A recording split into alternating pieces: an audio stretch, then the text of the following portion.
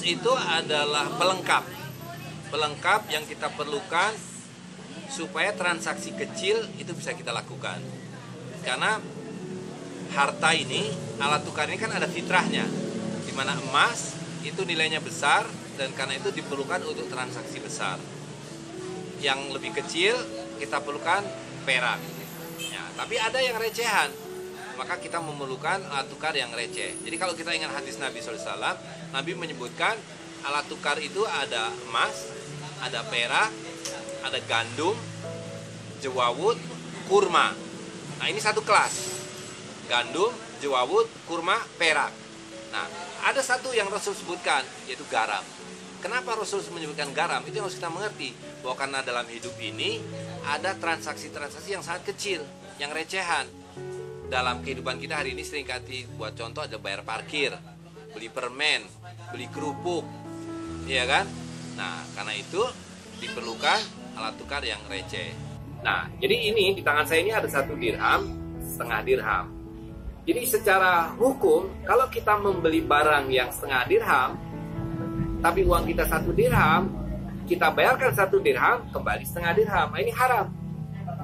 Karena Nabi mengatakan perak dengan perak harus setara. Ya, nah karena itu kalau kita membayar 1 dirham, kembaliannya dengan tembaga, dengan fulus, dengan nilai yang sesuai dengan jumlah yang harus kita kembalikan. Nah, jadi itu fungsi kedua daripada fulus. Jadi selain untuk yang recehan, dia sebagai kembalian. Gitu. Dinar dan dirham itu adalah ukuran berat. Nah, fulus bukan ukuran berat. Jadi tidak ada ketentuan berapa gram koin fulus itu. Nah, hanya kita bisa mengacu pada contoh-contoh yang dulu, bahwa 1 fulus itu kira-kira ditetapkan 1 miskol, yaitu 4/4 gram. Nah, fulus kita hari ini senilai 2 fulus itu 4,5 gram. Yang satu lagi 3 fulus ini adalah 6,5 gram. Gitu. Jadi ini tidak ada ketentuan. Nah, hanya didasarkan kepada pertukaran nilainya. Nah, 1 fulus itu 1/24 dirham. Gitu. Jadi kalau ada 3 fulus ini berarti kita perlu 8 koin untuk bisa ditukarkan dengan 1 dirham. Cara kita memahami daya beli koin-koin ini saat ini adalah mengacu pada realitas sejarah. 1. Yang kedua bisa juga mengacu pada ketentuan hukum yang dibuat oleh Rasulullah SAW, di mana di zaman Nabi 1 dinar itu bisa mendapatkan 1-2 ekor kambing. 1 dirham dapat 1 ekor ayam. Nah, sudah barang tentu itu hanya patokan, ya. Nah, indikasi yang lain adalah ketika Nabi menentukan nisab zakat, di mana nisab zakat itu ditentukan 200 dirham setara dengan 20 dinar setara dengan 40 ekor kambing. Itu, ya. Nah, jadi atas dasar 2 hal itu, realitas sejarah dan ketentuan dari Rasulullah SAW, kita bisa memahami bahwa 1 dinar itu antara 1-2 ekor kambing, 1 dirham itu adalah seekor ayam. Nah, tentu ayamnya juga ayam, kalau sekarang kita sebut sebagai ayam kampung yang bagus, bukan ayam yang hasil industri. Nah, dalam hal fulus, maka kita bisa melihat bahwa 1 fulus itu kira-kira setara dengan 1 butir telur, ya, yang telur asin lah, atau telur bebek mungkin, ya. Nah, jadi atas dasar itu kita bisa mengacu juga pada sejarah. Di zaman Mamluk itu 1 dirham sama dengan 24 fulus. Nah, dari situlah kita sekarang dapatkan bahwa 1 dirham sama dengan 24 fulus, yang kira-kira pas. 1 fulus akan dapat sebutir telur. Koin tembaga ini berbeda dengan koin emas dan koin perak, karena dia bukan uang, dia hanya alat tukar dan khusus untuk yang receh-receh. Jadi tidak seperti yang sekarang orang bisa kumpulkan uang 1.000, 1 karung terus buat beli motor. Nah, fulus tidak bisa begitu. Kalau fulus mau dipakai buat beli motor, dia harus dikumpulkan 1 karung terus ditimbang.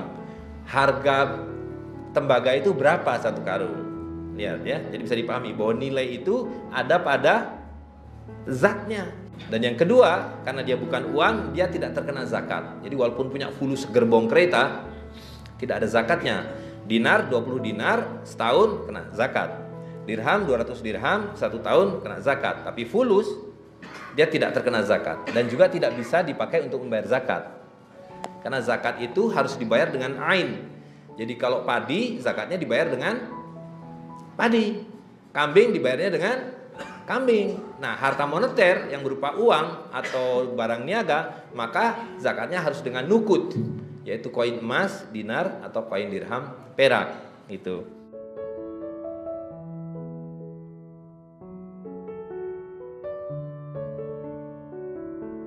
2 dan 3 ini adalah angka-angka yang membuat semua transaksi bisa kita lakukan. Transaksi fulus itu diperlukan hanya antara 1 fils sampai 11 fulus.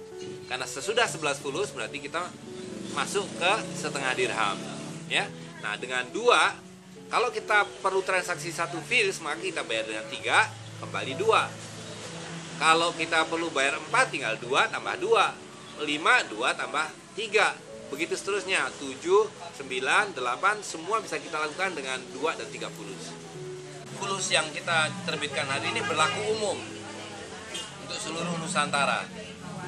Karena seharusnya fulus itu berlaku lokal. Ya, itu sebabnya secara arkeologis kita tidak pernah menemukan fulus Damaskus di Eropa, atau kita tidak pernah menemukan fulus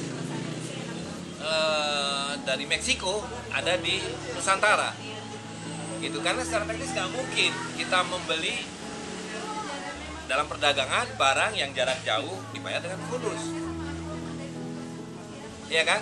Ekspor impor hanya visible dibayar dengan emas. Bayangkan kalau harus ngangkut fulus, nggak usah jauh-jauh. Hari ini mengirim fulus dari Jakarta ke Aceh itu sudah mengubah nilai fulusnya, karena ada beban ongkos kirim, gitu, ya kan? Nah, jadi itu bahwa konteks kita adalah demikian. Tapi hari ini kita harus mengupayakan dan kita lakukan bahwa nilai fulus di Aceh harus sama dengan nilai fulus di Depok atau di Bekasi. Jadi dengan kata lain, biaya pengiriman fulus dari Depok ke Aceh itu tidak bisa kita hitung di dalam uang itu sendiri, gitu. Nah, idealnya adalah bangsa Aceh, masyarakat Aceh punya fulusnya sendiri yang berlaku lokal di situ. Yang kemudian kalau fulus Aceh dibawa ke Jawa, ya nggak berlaku, gitu.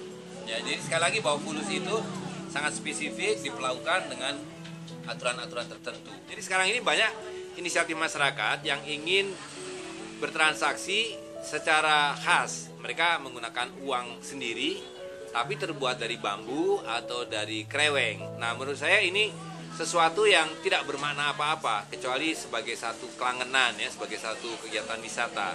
Karena itu usul saya adalah semua pasar-pasar unik ini, pasar-pasar rakyat ini mengganti alat tukarnya dengan fulus, gitu, yang dilengkapi dengan dirham perak untuk yang lebih besar, gitu. Jadi supaya kita mengikuti tuntunan dari Rasul SAW.